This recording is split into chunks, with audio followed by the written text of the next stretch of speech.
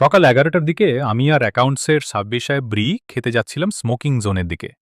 এমন সময় পিয়ন এসে বলল, ছাড়ে বলাইছে মাঙের পোলা এই টাইপ। দিনে প্রথম ব্রিটা ধরানোর আগেই নোটিশ পাঠায়। ভ্রু কুচকে ঢুকলাম রুমে।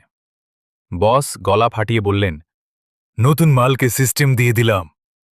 যারা হ্যাপিনেস ক্যাফের সেই সুগার বেবি কাহিনী জানেন তারা জানেন, বাম্বল ডেটে ধরা পড়ার পর বস এখন পুরা নজরদারিতে।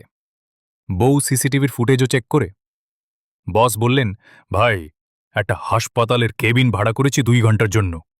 দীপ্তি আসবে, ছদ্মনাম, নতুন সুগা বেবি।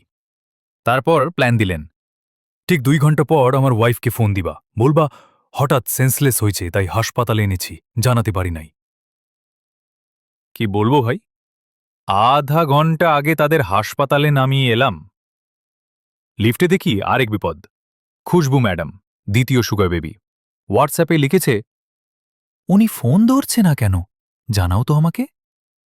এই মেয়েটা তো আমার হাঁটুর বয়সী, তাও তুমি তুমি করে শোধাচ্ছে। নিচে নেমে ধোঁয়া ছাড়ছি, হঠাৎ পিছন থেকে কেউ বলে, ভাই কেমন আছেন? চোখ কচুলিয়ে দেখি বসের সেই সুগার বেবির বুয়েট পড়ুয়া প্রেমিক। আমি জিগাইলাম, আপনি এখানে?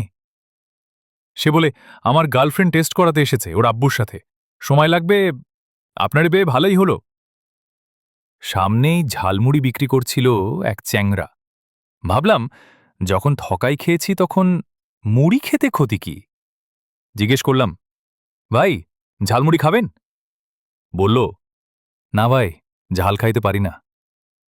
তা তো বুঝাই যাচ্ছে, আগেই তো বলছিলাম, এই পোলার জীবনের একমাত্র উদ্দেশ্যই হচ্ছে হোগামরা খাওয়া। আর হ্যাঁ, সাবস্ক্রাইব না করলে আগামী ভিডিওতে তুমিও হোগামরা খেয়ে উঠবা, তখন আমিও পাশে দাঁড়িয়ে মুড়ি খাইতে থাকব। তাই সাবস্ক্রাইব করো, বাজাও বেল, না হলে তোমার বসের সুগার বেবির গল্পেও আমি হাজির থাকব।